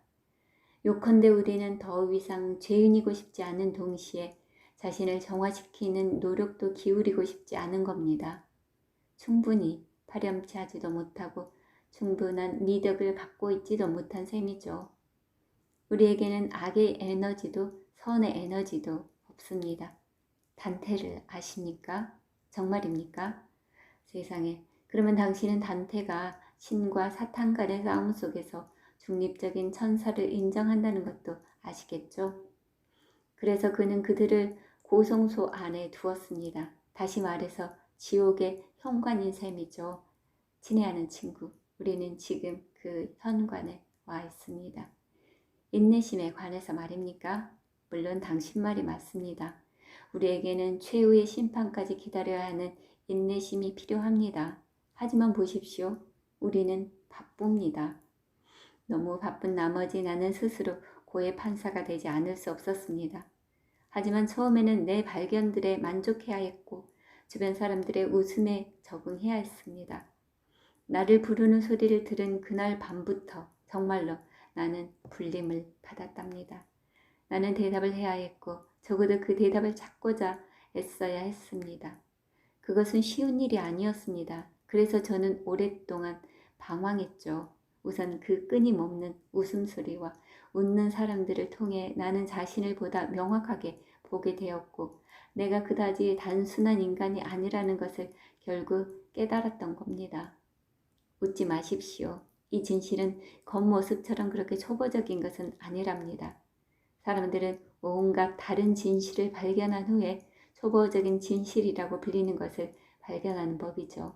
그뿐입니다. 나 자신에 관한 오랜 연구 끝에 나는 인간의 깊숙한 이중성을 밝혀낼 수 있었습니다.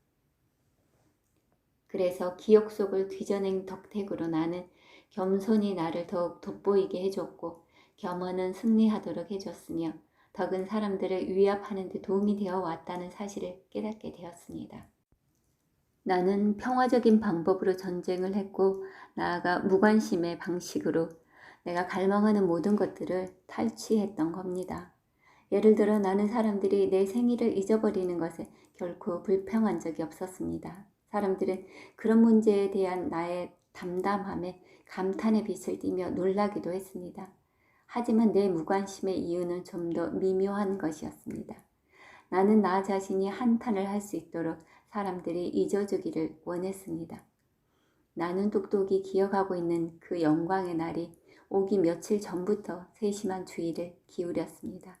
나로서는 사람들이 잊어주기를 기대하는 기억이나 주의를 환기할지도 모르는 그 어떤 것도 누설하지 않기 위해 애썼죠.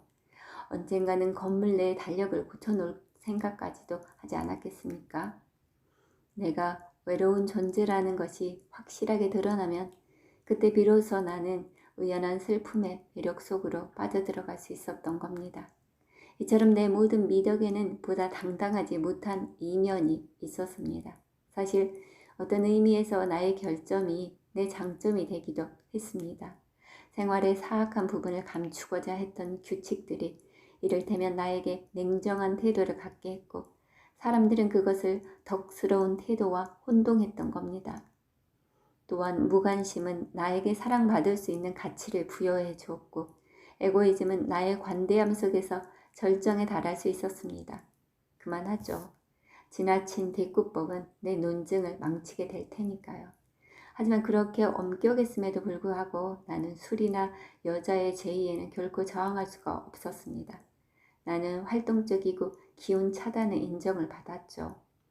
나의 왕국은 침대였습니다. 나는 성실성을 부르짖었지만 내가 사랑한 사람 중에 결국 배반하지 않은 사람은 한 사람도 없었을 겁니다.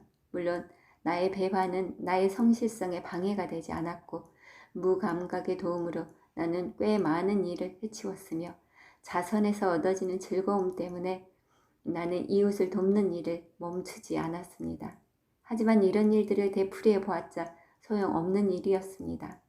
나는 거기에서 표면적인 위안밖에는 얻어낼 수가 없었으니까요. 어떤 날 아침 소송 사건을 끝까지 심리한 후 나는 자신이 경멸하는 일에 특히 뛰어나다는 결론에 이르곤 했습니다. 내가 가장 자주 도와준 사람들이야말로 가장 많이 나의 경멸을 받는 사람들이었습니다.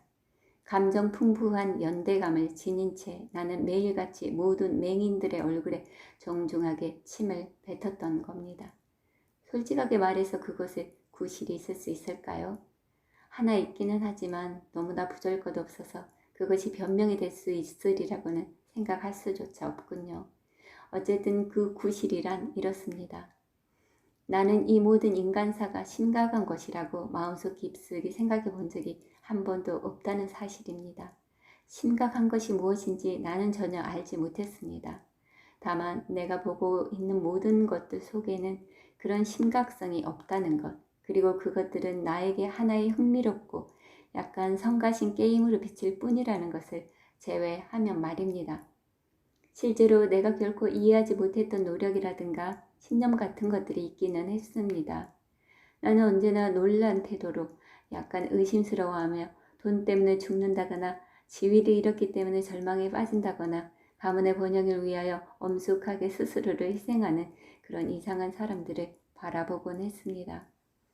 그보다 나는 더 이상 담배를 피우지 않겠다고 결심하고 의지의 힘으로 그것에 성공한 친구를 더 잘 이해할 수 있었습니다.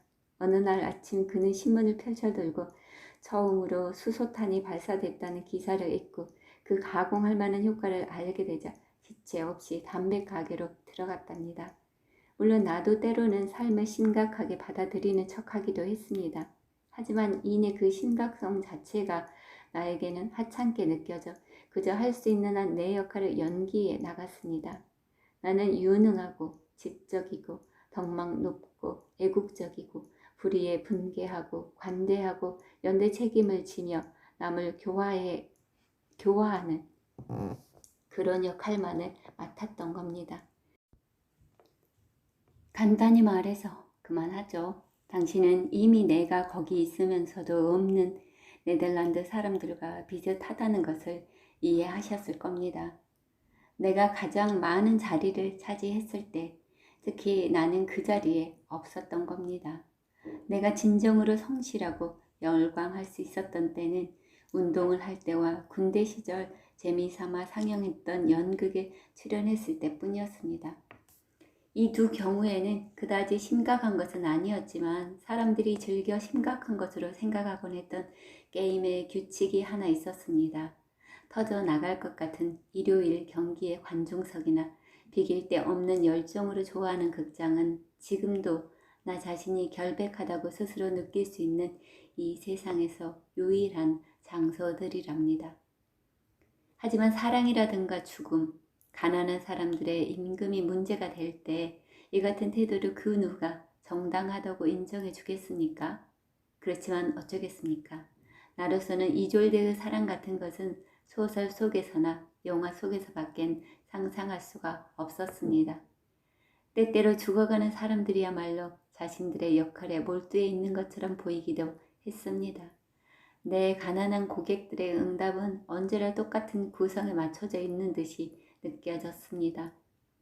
그러니까 나는 그때부터 이해관계를 공유할 수 없는 사람들 사이에 살면서 내가 해온 일들을 믿을 수 없게 되고 말았습니다. 나는 직업이나 가정 혹은 시민으로서의 생활 속에서 사람들이 나에게 기대하고 있는 것에 부응할 수 있을 정도로 예의 바르고 무감각할 수는 있었습니다. 하지만 그럴 때마다 일종의 방심으로 모든 것이 엉망이 되고 마는 것이었습니다. 나는 내 삶 전체를 이중적인 것의 지배하에 살아왔습니다. 따라서 내 가장 심각한 행동은 종종 내가 참여하지 않은 그런 행동이 되곤 했습니다. 결국 이것이 나의 어리석음을 부채질했고 나 자신이나 주위에서 일어나고 있는 행위에 대해 내가 느끼고 있는 심판에 맹렬하게 반항하지 않을 수 없게 했습니다. 내가 어떤 출구를 찾지 않을 수 없게 된 것이 그 때문 아니었겠습니까? 얼마 동안 표면적으로 보기에 나의 삶은 아무 변화가 없었던 듯 계속됐습니다. 나는 궤도 위에 있었으므로 계속해서 굴러갔던 것입니다. 공교롭게도 주위에서 나에 대한 찬사는 더욱 높아졌습니다. 바로 그런 데서 불행이 나오는 법이죠. 다음과 같은 말을 기억하십니까? 모든 사람들이 당신에 대해 칭찬을 할 때 불행이 닥치리라. 아, 이것은 정말로 금언입니다. 나에게 불행이 닥친 것입니다. 그래서 기계는 변덕을 부리기 시작했고 도저히 어찌해 볼 수 없이 멈춰서고 말았답니다. 바로 그때 죽음에 대한 생각이 나의 일상생활에 들이닥쳤습니다. 나는 나의 종말 때까지 남아있는 횟수를 헤아려 보기도 했습니다. 또한 나와 동년배의 사람들로 이미 죽은 이들의 예를 찾아보기도 했습니다. 그러자 나의 의무를 완수할 수 있는 시간이 없을지도 모른다는 생각이 들어 나는 괴로웠습니다. 어떤 의무냐고요? 그건 나도 전혀 모릅니다. 솔직히 말해서 그동안 해오던 것이 과연 계속될 만한 가치가 있는 것이었을까요? 하지만 그것은 분명 그렇지 못했습니다. 실제로 어떤 우스꽝스러운 걱정이 나를 줄곧 쫓아다녔습니다. 즉 자신의 모든 거짓말을 고백하지 않고서는 죽을 수 없다는 것이었습니다. 신에게도 아니고 신의 대리자 중에 한 사람에게도 아니었습니다.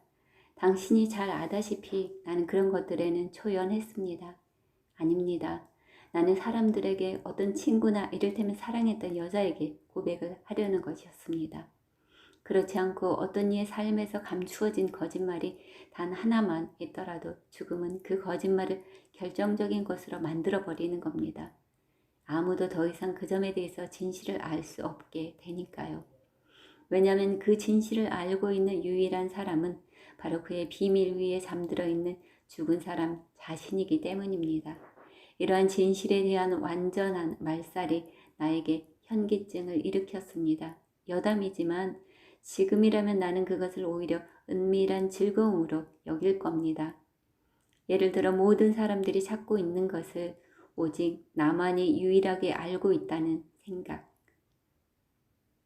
세 사람의 경찰이 뛰어다녀도 찾지 못하는 어떤 물건을 내 집에 갖고 있다는 생각은 너무도 달콤한 것입니다. 하지만 그렇다고 칩시다. 그 당시 나는 그런 방법을 생각해내지 못했으므로 고통을 겪었습니다. 물론 나는 분발하기도 했습니다. 세대가 거듭되는 역사 속에서 한 인간의 거짓말이 무슨 중요성이 있을 것인가? 바닷속에 떨어진 소금 한 알처럼 수많은 생애의 대양 속에서 잃어버린 그 보잘것없는 거짓을 진실의 빛 속으로 끌어내고자 하는 것이 무슨 의미가 있을 것인가? 또한 내가 목격했던 죽음들로 판단하건대 나는 육체의 죽음이란 그 자체로서 이미 모든 것을 용서해주는 충분한 벌이 된다고 생각하고 있었습니다. 사람들은 임종의 땀방울 속에서 구원을 얻는 것입니다. 다시 말해서 결정적으로 사라질 권리를 얻는 거죠. 그렇지만 그것이 내 커져가는 불안을 막아주지는 못했고 죽음은 내 머리맡을 떠나지 않아서 나는 죽음과 함께 잠에서 깨나곤 했습니다. 그러더니 이어 나에 대한 칭찬의 말이 점점 더 견딜 수 없게 되더군요.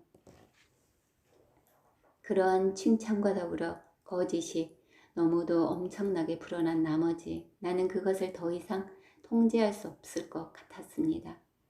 내가 더 이상 견뎌내지 못하는 날이 왔습니다. 나의 최초의 반응은 혼란이었습니다. 거짓말을 한 만큼 나는 그것을 드러내서 이 모든 얼간이들이 그것을 알아내기 전에 그들의 얼굴에 나의 이중성을 내던질 것이었습니다. 진실의 자극을 받은 나는 도전으로서 응수해야 할 것이었습니다. 따라서 비웃음을 막기 위해서 나는 일반의 조롱 속에 나를 내던지려고 생각했습니다. 요컨대 여전히 심판을 막고자 했던 것이었죠. 나는 비웃는 사람들을 내 편으로 만들든가 아니면 적어도 내가 그들의 편이 되고자 했습니다. 예를 들면 나는 길에서 만나는 맹인들을 떠다 밀 생각을 하기도 했습니다. 그러자 그런 생각을 함으로써 경험한 막연하고도 예기치 않은 즐거움에 나는 내 영혼의 어떤 부분이 그들을 무척 싫어하고 있었다는 사실을 깨달았습니다. 그래서 나는 장애인들이 타고 다니는 작은 자동차 바퀴에 펑크를 내거나 노동자들이 일하고 있는 가설물 아래에 가서 더러운 가난뱅이 놈들이라고 야유를 보내거나 전철 안에서 가는 아기들의 뺨을 때려줄 계획을 세우기도 했습니다. 이 모든 일을 상상하긴 했지만 그중 아무것도 행하지는 않았습니다. 아니, 내가 그 비슷한 어떤 일을 했다 하더라도 이젠 잊어버렸습니다. 언제나 정이라는 말 자체가 나를 이상한 분노 속에 빠뜨렸습니다. 나는 내 변론 속에서 그 말을 억지로 줄곧 사용했습니다. 하지만 나는 휴머니즘 정신을 공공연하게 저주함으로써 그것에 복수했습니다. 학대를 받는 사람들이 정직한 사람들을 괴롭히는 그러한 학대를 고발하는 선언문의 공포를 알리기도 했습니다. 어느 날 레스토랑의 테라스에서 대하 요리를 먹고 있는데 어떤 거지가 와서 나를 귀찮게 하더군요. 그를 쫓아버리기 위해 나는 주인을 불렀습니다. 그런 다음 시비를 가려 거지를 쫓아준 주인을 큰 소리로 칭찬했습니다. 당신은 사람들을 거북하게 만들고 있단 말이오. 이 신사 숙녀분들과 입장을 바꿔놓고 생각해 보시오. 나 참. 하고 그는 말했었죠. 또 나는 감탄할 만한 기계를 가진 어떤 러시아 지주가 했던 말을 이제 더 이상 시행할 수 없는 것이 유감이라고, 그런 말을 듣고 싶어하는 주인에게 말하기도 했습니다. 그 지주는 자신에게 인사를 한 농노들과 인사를 하지 않는 농노들을 두 경우 모두 똑같이 뻔뻔스럽다는 판단을 내려 그 방향 무인함을 벌하기 위해 매를 때리게 했다고 하더군요. 그렇지만 보다 심각한 감정의 격발이 지금 생각납니다. 나는 경찰에 바치는 서정 단시와 단두대의 칼날에 바치는 찬사를 쓰기 시작했습니다. 특히 나는 직업적인 휴머니스트들이 모이는 특별한 카페들에 정기적으로 방문해야 했습니다. 내 훌륭한 경력 때문에 나는 당연히 그곳에서 환영을 받았습니다. 그곳에서 나는 전혀 뜻밖에도 거친 말을 내뱉곤 했습니다. 하나님도 고마우시지 라고 하거나 보다 간단하게는 하나님 맙소사 라는 말들을 하곤 했습니다. 술집에서 무신론을 논하고 있는 사람들이 얼마나 소심한 가톨릭의 성체의 배령자들인지 당신도 잘 아시겠죠? 한순간 그들은 이 엄청난 말에 얼떨떨해져 서로를 쳐다본 다음 깜짝 놀라곤 했습니다. 이어 소란이 일어났죠. 몇몇 사람들은 카페 밖으로 달아나고 또 다른 사람들은 분개해서 남의 말을 들으려고도 하지 않고 중얼대더군요.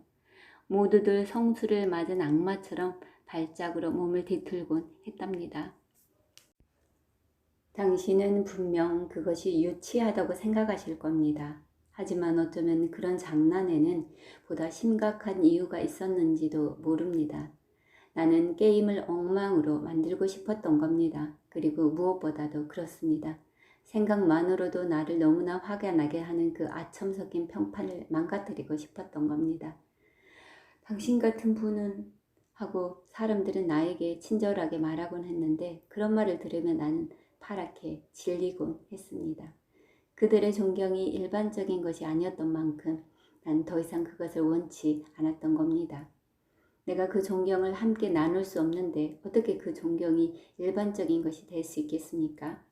그래서 심판이나 존경 같은 것들은 모두 조롱의 망토로 덮어버리는 편이 나았던 겁니다. 어쨌든 나를 숨막히게 하는 감정에서 자유로워져야만 했습니다. 내가 그동안 어느 곳에서나 드러내 보이던 훌륭한 마네킹, 그 안의 속셈을 사람들에게 드러내 보이기 위해 그것을 부서뜨리고 싶었습니다.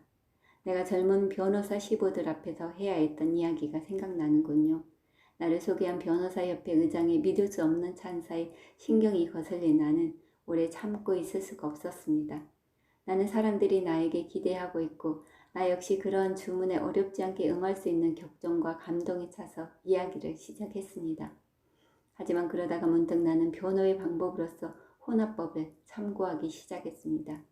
나는 그 혼합법이 도둑놈과 정직한 사람을 동시에 재판하여 도둑놈의 죄로 정직한 사람을 괴롭히는 오늘날의 엄한 취조에 대한 것은 아니라고 말했습니다.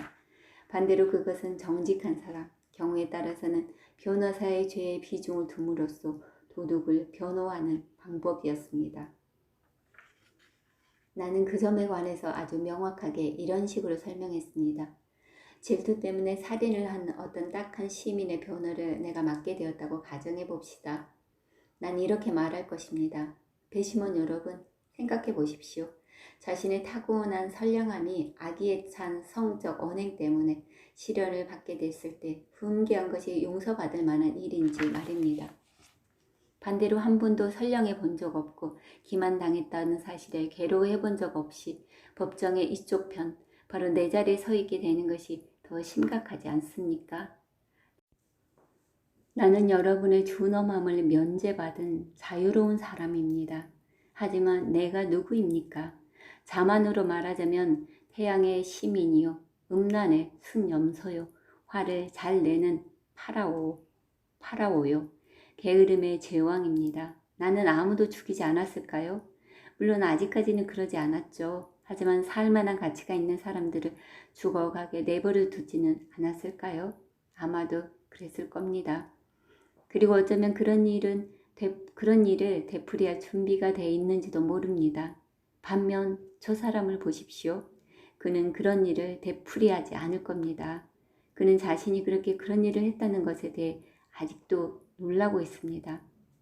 이런 이야기는 내 젊은 동료들을 약간 혼란시켰습니다. 잠시 후 그들은 웃어버리는 쪽을 택했습니다. 내가 인간성과 그것에 전제되는 권리를 유창하게 내세우는 결론에 도달했을 때 그들은 완전히 안심했습니다. 그날은 습관이 가장 큰 효과를 거뒀죠. 그런 가벼운 엉뚱한 짓을 되풀이함으로써 나는 다만 세론의 방향을 조금 흔들리게 할 수 있었을 뿐이었습니다. 그것으로는 용서하는 마음을 갖게 할 수도 없었고 특히 나 자신을 용서할 수도 없었습니다. 내 말을 듣고 있는 사람들에게 일반적으로 내가 느낄 수 있었던 놀라움, 약간 주저하며 당황하게 하는 그들의 태도, 그것은 지금 당신이 보이는 태도와 무척 흡사하군요. 아닙니다. 이의를 달지 마십시오. 그런 것들은 내 마음을 조금 더 가라앉혀 주지 못했습니다. 보십시오. 자신이 결백해지기 위해서는 자책하는 것으로 충분하지 못합니다. 만약에 그렇지 않다면 나는 순결한 어린 양이 됐을 겁니다. 어떤 식으로든 자책을 해야 했고 초점을 맞추기 위하여 많은 시간이 필요했지만 나는 그것을 발견할 수 없었습니다. 내가 완전히 버림받은 자신을 발견하기 전까지는 말입니다. 그때까지 그 웃음은 줄곧 내 주위를 떠돌았습니다. 이따금씩 기울이는 내 노력으로는 그 웃음으로부터 호의적인 어떤 것, 거의 애정에 가까운 어떤 것, 나를 고통스럽게 만드는 것을 제거할 수 없었습니다. 그런데 밀물이 들어오는 것 같군요. 우리가 타야 할 배도 이내 떠날 것입니다. 하루가 저무는군요. 보십시오.